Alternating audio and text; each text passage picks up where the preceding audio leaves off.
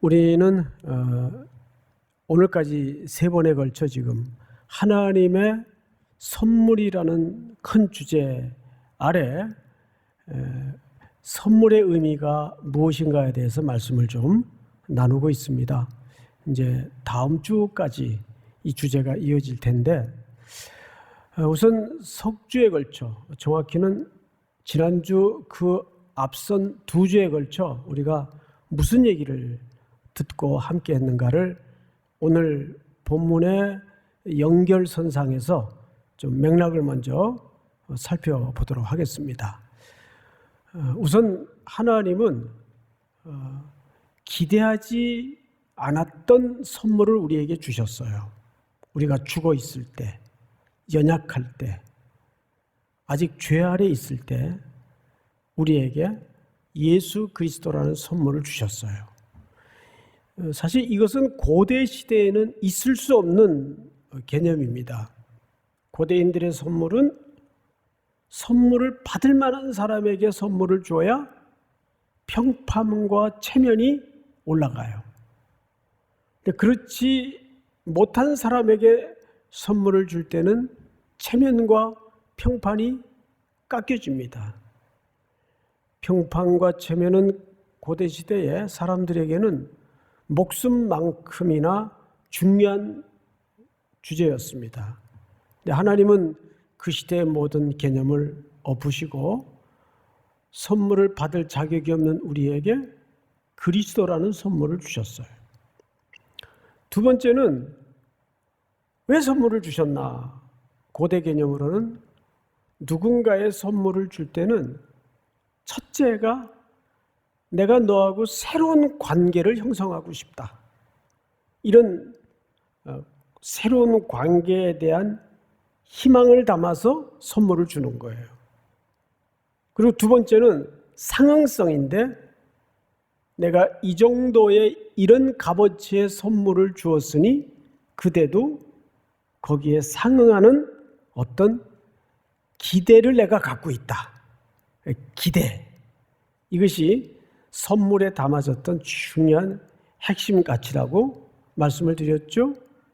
자, 근데 문제는 우리에겐 거기에 부응할 수 있는, 기대에 상응할 수 있는 실력도 능력도 마음도 없어요. 우리 안에는 거룩한 자원도 없고 의도 없어요. 그래서 지난주 우리는 이렇게 설교를 맺었었습니다. 예수 그리스도께서 저와 여러분들에게 수고하고 무거운 짐진 자들아 다 내게로 오라. 내가 너희를 쉬게 하리라. 내게로 와서 나의 멍에를 메고 배우라 그랬어요. 배우라. 기억나시죠? 그래서 우리는 예수 그리스도께 묶여 새로운 생명을 선물로 부여받았는데, 새로운 생명으로 거듭난 존재임에도 불구하고 우리는 우리 자신에 대해서 여전히 좌절하고 실망하고 그 하나님의 선물을 주신 기대에 부응할 수 없는 존재라는 깊은 자괴감에 빠질 수 있는 존재였어요. 그러나 예수 그리스도께서 내게로 와서 멍에를 메고 내게 배우라, 두 가지를 명령하셨어요. 멍에를 메라, 내게 배우라. 이제 오늘 주제는 뭐냐면 그 다음 문제예요.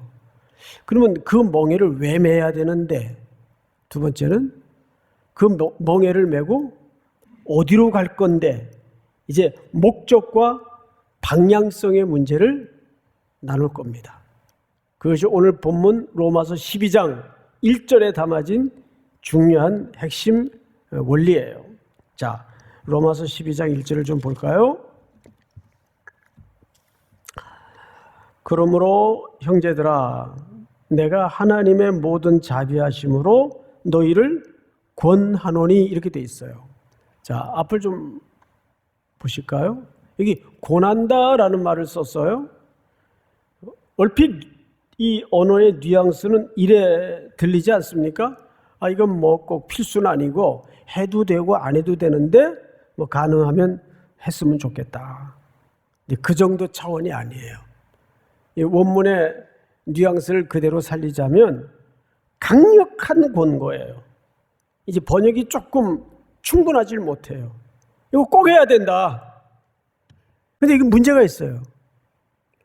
이렇게 강력한 권고는 어느 정도 양자가 그럴 수 있는 관계가 형성되어 있었을 때 하는 것이 이 권고예요. 그런데 어떡하죠? 로마 교회와 사도 바울 간에는 아직 이런 관계가 아니에요. 이렇게 강력하게 뭔가 거의 가급적인 태도로 권고할 만한 어떤 교제가 없어요. 오히려 바울 입장에서는 앞으로 이제 로마 교회에 도착을 하게 되면 이제 선교와 복음 사역을 위해서 읍소를 해도 시원찮을 판인데 이렇게 부드럽게 마일드하게 뭐 이렇게 부탁할 일이 앞으로 많이 이제 생길 텐데 굉장히 거칠게 강력하게 공고를 한단 말이에요. 그럼 그럴 때는 그만한 이유가 있었겠죠. 1절을 다시 보세요. 그러므로 형제들아 내가 하나님의 모든 자비하심으로, 그러니까 사도 바울이 이 권고의 기초가 뭐냐 하면 하나님의 모든 자비하심이에요. 그러니까 내가 그리스도의 십자가의 죽음과 부활과 새로운 생명을 입은 그 선물을 받은 사람이기 때문에 아는 거예요, 사도 바울이. 그래서 나도 안타까운 마음으로 그대들에게 내가 받았던 선물을 좀 공유하고 흘려보내고 나누고 싶다. 그래서 이 권고의 기초는 하나님의 모든 자비하심인데 뭘 도대체 권하나 한번 들어보십시다. 권하노니 너희 몸이라는 단어가 등장을 해요. 하나님이 기뻐하시는 거룩한 산제사로 어떻게 해라? 드리라. 이제 앞을 잠깐 봐주실까요? 바울의 글들이 신약의 절반을 차지합니다. 그렇죠? 그런데 참 신기한 게 바울의 표현과 언어 속에는 유독 이 몸이라는 주제가 많이 등장을 합니다. 그리고 이 몸이라는 주제가 아주 중요한 주제가 돼요. 그런데 몸만 그냥 얘기한 게 아니라 이걸 어떻게 하래요? 드리래요. 하나님께 드리래요. 그래서 오늘은 설교의 모든 내용들이 몸이 무엇인가, 그리고 두 번째는 드리라는 게 무슨 개념인가, 이 양대 주제를 가지고 여러분들과 말씀을 좀 나눌 겁니다. 우선 우리 몸은 그냥 우리가 영적인 하니까 그냥 이 영혼만 둥둥 떠다니는 존재가 아니에요. 우리는 그걸 사람이라고 하지 않아요.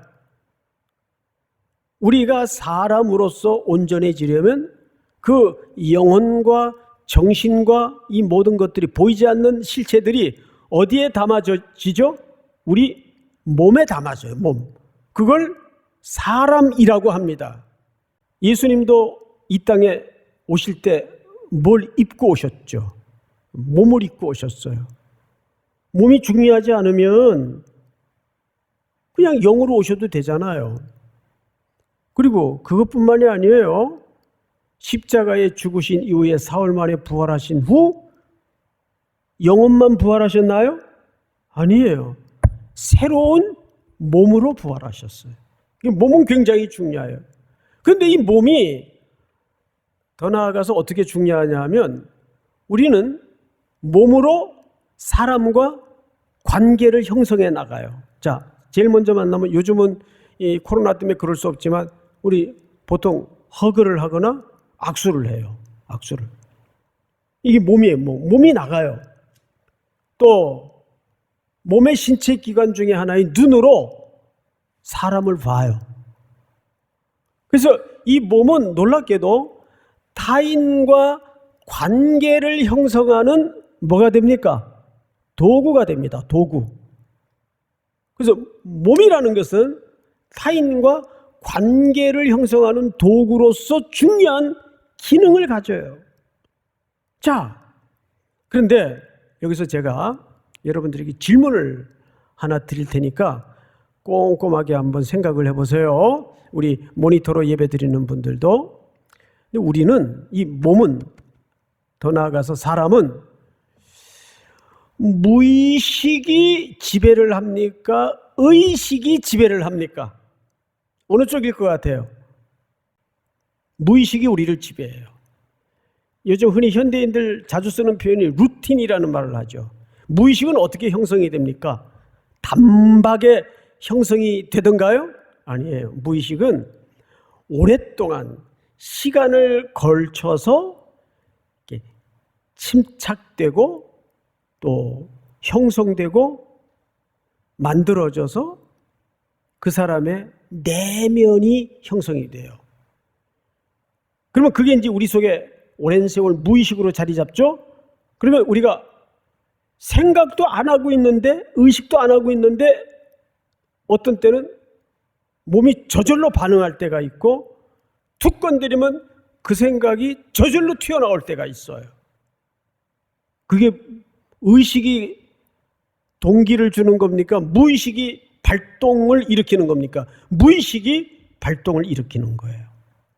근데 우리의 무의식은 지금까지 그리스도를 알지 못했을 때는 뭐의 지배 아래 있었을까요? 죄, 그리고 악의 영향력 아래 우리 무의식이 지배되어 있었어요. 그래서 우리는 사실 그쪽이 훨씬 더 편하고 익숙해요. 우리 속에 자기 방어 기제나 또는 어떤 악과 죄에 대해서는 학습을 안 해도 악의 지배와 영향력 때문에 자동적으로 반응을 해줘요. 제일 간단한 신뢰는 여러분 유아부실에 한번 가보세요. 그 맑고 깨끗한 아이들의 눈망울 표정인데 거기서 동족 상잔의 전쟁이 벌어져요. 자기네들끼리. 한 번도 누가 네 것을 뺏을 때에는 너 양보하지 말고 파이팅 해야 된다, 싸워야 된다. 그걸 가르쳐준 엄마가 없어요. 그런데 애들은 그걸 할 줄 알아요. 자기들도 모르게. 그게 악의 지배와 죄의 영향력 때문에 타락한 인간의 본성이에요. 우리는 늘 그쪽에 익숙한 지배를 받고 우리 자아가 형성이 됐어요. 자기중심적 자아가 형성이 됐어요. 근데 우리 의식이라는 거는 훈련을 해야 되고 생각을 해야 되고 반복을 해야 되고 힘들어요. 그러니 생각을 해보세요. 어느 날 갑자기 예수님이 제 어깨에다가 예수님이 지셨던 멍에를 같이 지고 가자 해서 이렇게 탁 멍에를 같이 얹었어요. 그때부터 우리는 꼼짝 못하고 예수님의 행보에 우리의 걸음과 삶의 기조와 삶의 내용들이 맞춰져야 됩니다. 자, 그러면 이것이 즐겁고 행복하고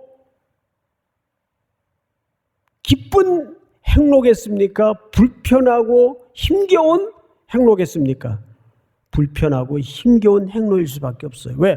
아직 이쪽에는 익숙하지 않아요. 그래서 예수님이 뭐라 그랬죠? 나의 멍에를 메고 배우라 그랬어요. 배우라. 그래서 배우라는 말을 썼어요. 이게 우리를 지배하는 것은 의식의 세계가 아니라 무의식의 세계예요. 그러면 이 원리를 잘 생각해 보면 여기에 답이 있어요. 사실은 역설적으로. 어떤 답이 있을까요? 새로운 생명으로 거듭나 예수님과 멍에를 함께 지고 가는 우리 걸음걸음에 그 모든 삶의 루틴과 패턴이 반복이 우리 속에서 뭘로 자리 잡아야 될까요? 무의식적으로 자리 잡아야 돼요. 이해가 잘 안 되죠? 그러니까 무슨 얘기를 드리고 싶으냐 하면 우리 속의 신앙의 내용도 이것이 무의식적으로 되기까지 자리 잡도록 뭐가 필요할까요? 끊임없는 반복과 훈련과 그리스도를 쫓는 연습이 필요하단 말이에요. 죄도 한 번에 길들여지지 않듯이 신앙은 한 번에 뭔가 변화가 되질 않아요. 작년에 욕을 10번 했으면 올해는 그냥 9번으로 줄이고, 이제 내년에는 한 8번으로 줄이고, 이렇게 차츰차츰 달라지는 게 신앙일 수밖에 없어요. 그러니까 우리는 지금 나의 연약하고 새 생명 얻은 자다웁지 않는 모습을 보면서 스스로 좌절하죠. 난 아닌가 봐. 난 틀렸나 봐. 난 가짜인가 봐. 아니요. 이걸 하나 아셔야 돼요. 공사 중에 있다는 걸 아셔야 돼요. 저와 여러분들은, 목사님은 나이가 그런데도 아직도 공사 중이세요? 그럼요. 아직도 공사 중이죠. 얼마나 여러분들이 알지 못하는 이 인생의 뒷길에서 제 자신에 대해서 좌절하고 절망할 때가 많은지 알 수가 없어요. 그래서 오늘도 나는 좌절할 수 없는 이유가 뭐냐 하면, 여러분들도 함께 좌절할 수 없는 이유가 뭐냐 하면, 그 경주의 완성을 그리스도께서 끌고 가신다, 이게. 그게 함께 멍에를 맨 자의 든든함이에요. 그리스도께서 지금 나와 멍에를 함께 메고 이 길을 걷고 있기 때문에 우리가 좌절할 수 없는 거예요. 좌절이 될 수가 없는 거예요. 자, 그러면 이제 두 번째 큰 주제로 넘어갑니다. 그렇구나. 우리 몸이라는 게 이렇게 하나님 앞에 소중한 거구나. 그런데 드리라 그랬어요. 이 드리라는 말이 무슨 뜻일까요? 첫째는 이제는 내 몸이 내 것이 아니라 하나님의 것이라는 소유권 이전이에요. 내 게 아니에요. 내 몸은 누구의 것이에요? 하나님의 것이에요. 그래서 자살은 큰 죄입니다. 안 돼요. 그러면 여기에 또 이중적인 의미가 있단 말이에요. 그 이중적인 의미가 뭐냐 하면, 여러분 4절 5절을 좀 볼까요? 4절 5절 같이 한번 읽읍시다. 시작. 우리가 한 몸에 많은 지체를 가졌으나 모든 지체가 같은 기능을 가진 것이 아니니 이와 같이 우리 많은 사람이 그리스도 안에서 한 몸이 되어 서로 지체가 되었느니라. 몸에서 주제가 뭘로 지금 슬쩍 확대되었는가 하면 한 몸이라는 표현이 등장해요. 몸과 한 몸은 틀려요. 무슨 뜻인가 하면 한 몸이라는 것은 누군가 결합되었다는 전제가 있잖아요. 그럼 우리는 누구랑 결합되어 있을까요? 그리스도와 결합되어 있어요. 한 몸이란 말이에요. 그걸 교회라고 하죠. 근데 여기에 더 확대 개념이 이 표현 속에 녹아져 있어요. 지체라는 말이 등장을 합니다. 요즘 코로나 시대에 이런 분들이 있어요. 뭐 어떤 면에서는 편한 면도 있다. 보기 싫은 그 사람은 안 봐도 되고, 속 끓이지 않아도 되고, 또 만나면 뭐 쪼는 간사님 얼굴 안 봐도 되고, 그 진장 정말 뭐 선교 가자, 또 뭐 서울역 사랑부 나가자, 맨날 들들보 갔는데 그 진장님 안 봐도 되고. 그런데 여러분, 오늘 여기서 한 몸, 지체라는 표현을 썼어요. 이건 뭘 얘기하는 거죠? 공동체. 내가 보기 싫은 거북하고 불편한 그 지체도 그리스도께서 피로 값주고 산 지체요 한 몸이라는 사실을 놓쳐서는 안 돼요. 우리의 정체성은 이중적이에요. 십자가의 예수 그리스도로부터 우리의 정체성이 시작이 되지만 동시에 그 공동체에서도 누구의 정체성이 확인되는 겁니까? 나의 정체성이 확인되는 거예요. 그 사람이 싫으면 내가 그 사람이 지체인데 자기를 미워하는 격이 된다 그 말이에요. 그리스도의 몸의 일부인 지체를 미워하는 격이 된다 그 말이에요. 그건 자기 부정이에요. 결국은 자기의 한 지체를 경멸하는 태도가 되는 거죠. 이게 얼마나 심각한 문제로 확대가 됩니까? 그러니까 공동체, 첫째는 내 몸이 어떤 존재인가 하나님 앞에. 두 번째는 이 몸을 하나님께 드려야 되지만 동시에 어디에 드려야 됩니까? 공동체, 교회 공동체. 그래서 성도는 세상의 스펙과 세상의 지위와 높낮이 갖고 있는 유무에 그 사람의 인생의 성공이 평가되는 게 아니에요. 언제나 성도는 교회를 통해서 인생이 평가되고 성공의 유무가 따져져야 됩니다. 이 세상에 여러분들에게 물질을 맡기고 은사를 맡기고 재능을 맡기고 지위를 맡겼던 것은 결국 교회를 통해서 그것이 어떻게 땅끝까지 선교적인 목적으로 흘러가야 되는가, 그걸 드러내기 위해서입니다. 교회가 위대한 일도 해야 되고 좋은 일도 많이 해야 되지만 정말 공동체 한 지체로서 한 몸으로서 우리가 들어야 될 소리는 참 삼일교회 위대해, 대단해, 이 소리보다는 참 삼일교회는 은혜로운 교회야, 이 소리가 더 우리가 들어야 될 본질적 소리예요. 사실은. 그렇다면 우리 그 구체적인 실천 방안에 대해서 한번 들어보십시다. 로마서 12장 10절을 한번 같이 읽읍시다. 10절 다 같이 시작. 형제를 사랑하여 서로 우애하고 존경하기를 서로 먼저 하며. 네, 여기 사랑, 우애, 존경, 서로 먼저, 이런 표현들이 등장을 하죠. 지금은 공동체성이 다 무너진 부득이한 현실을 우리가 살아가고 있어요. 모일 수가 없으니까, 대면할 수가 없으니까. 그래서 혼자 한켠에 나는 이런저런 모습 안 볼 수 있고 이대로 좋다. 그래서 맨날 주말이면 방에 홀로 앉아가지고 나 혼자 산다만 쳐다보고 그러는 사람들 없어요? 그러나 사람이라는 것은 참 신기한 게, 신비스러운 존재인 것이, 하나님은 함께 살고 함께 엉켜서 뭔가를 함께 성취해낼 때 그 기쁨을 갖도록 우리를 설계하셨습니다. 우리는 이 공동체에서 당장 실현하고 실천할 수 있는 과제가 뭘까? 이 비대면 세상, 온라인 사회에서 뭘까?